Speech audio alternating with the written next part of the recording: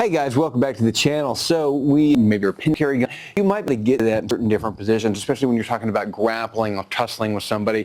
It may make a difference in that regard, and so that would be one reason to do it. Another reason to do it, one reason that I'm a big proponent of, is if I was a police officer and I was carrying, because police officers in the United States are covered under the LEOSA protection, in which case they can carry some places that civilians can't. And so if I was a police officer, I would look at probably carrying a spare gun on me for the sheer fact that I could hand that to somebody in the situation of an active shooter. Now, there's a couple problems with that, and I know somebody's going to say, well, you don't know who you're handing the gun to. Well, you're assuming that you're alone. I have friends, so maybe you don't, but the simple fact is that you could potentially know somebody there, and you may not have an option other than to trust somebody and just hope that they're on the right side and that you're not in some type of Dire Straits movie where they've got a plant inside the organization, right? So the simple fact is I think that that's fairly unlikely. Ask the group, hey, who can use a gun? Give them the gun, because at that point in time, it's a cost-benefit analysis, guys. You're weighing the benefit of giving somebody a gun that maybe is not adequately prepared with it, but you know what? You need somebody else fighting with you right now. So if I was a police officer, this would be a different equation. I would have a second firearm on me anytime I was in an area where I knew civilians weren't allowed to carry, for just that purpose of I can arm somebody else. And that brings us to kind of the third point of arming somebody else. Now, I'm separating it from the second point simply because the second point is talking more about specifically for police officers.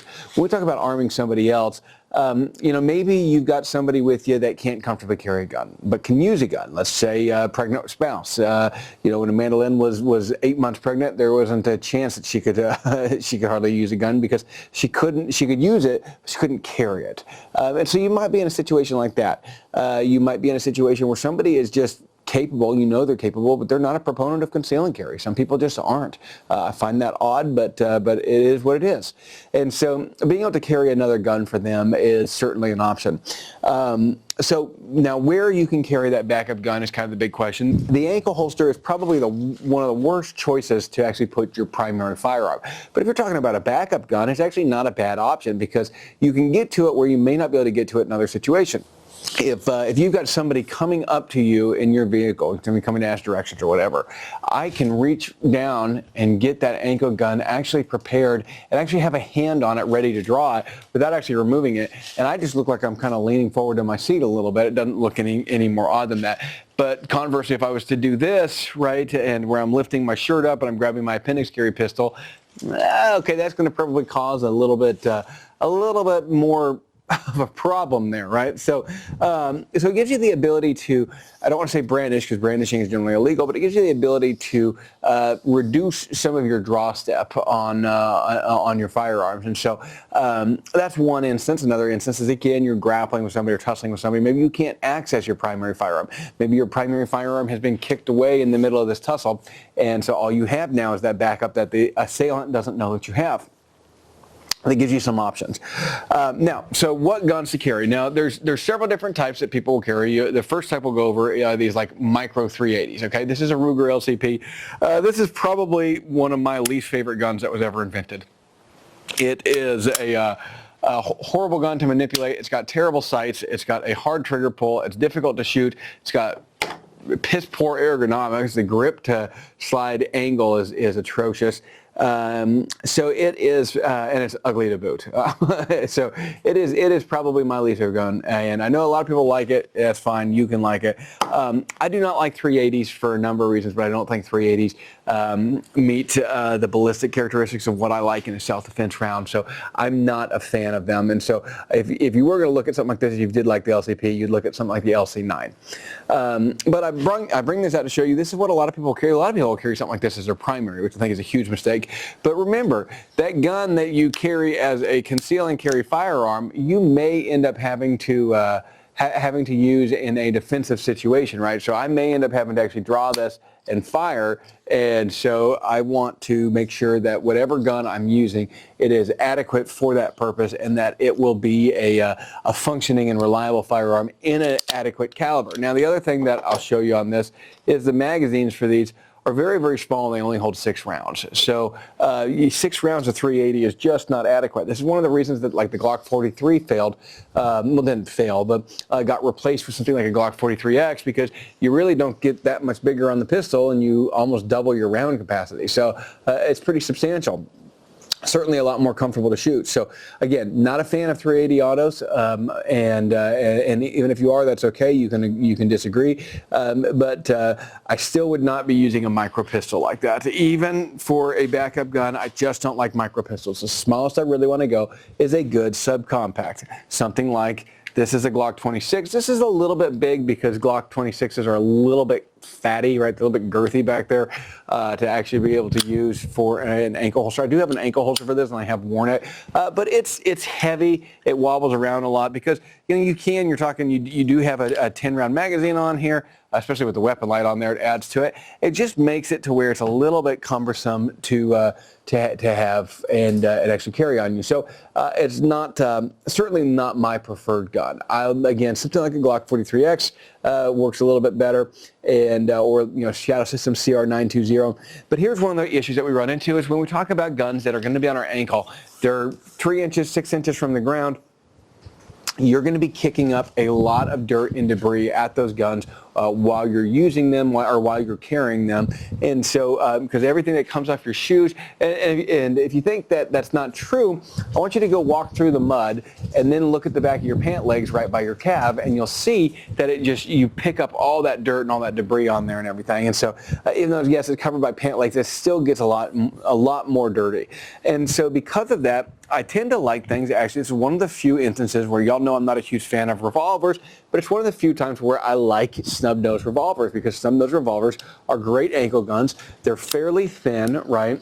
And this one being an airweight, right, is really, really lightweight. So I get 5 shots on here. It's not a lot of ammo, but it's enough. Get 5 shots on there. I can draw it out, and then I actually have a pistol that I could enter into a gunfight with.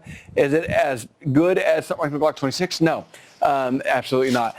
But again, revolvers do tend to be a little bit more reliable when they're really, really, really dirty, and that's what happens when they get around your ankle. And so it's one argument for a revolver. Now, if you're good about cleaning them, don't worry about it. Carry the semi-auto, and it's probably a moot point, but it's a moot point that you're probably never going to use that gun anyways. So we're carrying things because we believe that statistics are a poor comfort to the guy that was just struck by lightning. So because of all that, that's what we want to look at. Now, as far as how to carry those guns, again, so we talked about ankle holsters are probably the most popular, most common, and in my opinion, probably the best way to carry a backup gun. You can carry guns in a pocket holster, which is a great option. I have a friend of mine that does this, and so he'll take a gun like this, and he puts it, actually I think he does it left-handed, he does it in his left pocket, like of his jacket, puts it in the pocket holster, and then when he's sitting there talking to somebody, he can keep his hands actually in his jacket, and he's actually got his hand on his gun. So now all of a sudden, instead of being a 1.5, 1.3 second draw from an appendix carry, he's at what, 80/100ths of a second to get that gun out on target on somebody that's real close. And so that's it's a very reasonable option. So pocket holsters are again a good option. Small to the back holsters I'm not a fan of. We've talked about that in other videos, but small to the back, you run into the risk of if you're in a tussle and you land on that, you can actually fracture your spine. Lots of stories of people doing that. Not a good idea. You could carry another one in your waistband on the other side. That would certainly be, you'd need to go up another pant size and be a little bit cumbersome, a little bit hard to do. So would not be my choice. Again, I would probably end up throwing it, well actually what I do is if I do carry a backup gun, it's one of those things that ends up in a jacket pocket most of the time. Usually my ankle holster is reserved for the times when I can't wear a regular sidearm, like if I'm going to be in a suit and I know I'm going to be dancing or something like that where I'm going to be taking my jacket off, then a lot of times I'll carry on an ankle holster then, even though I don't like to. But the simple fact is that backup guns are a viable option for you, and it is something that you should at least put some thought into and determine whether you should carry it. Now, the final point on backup guns, the thing that a backup gun can be used for that we didn't talk about is that they can be used when your primary firearm breaks. Do I think that that's likely to happen? No, and I think that you're much more likely to have ammunition issues and stuff like that, so I think that you're actually probably better off carrying a spare magazine than even a second gun. But it is certainly a debatable point and something that somebody can bring up. So I wanted to make sure and mention it. And it's not something that you should ignore. You can certainly consider that. It's just not something that I personally it's not something that a train of thought that I personally subscribe to.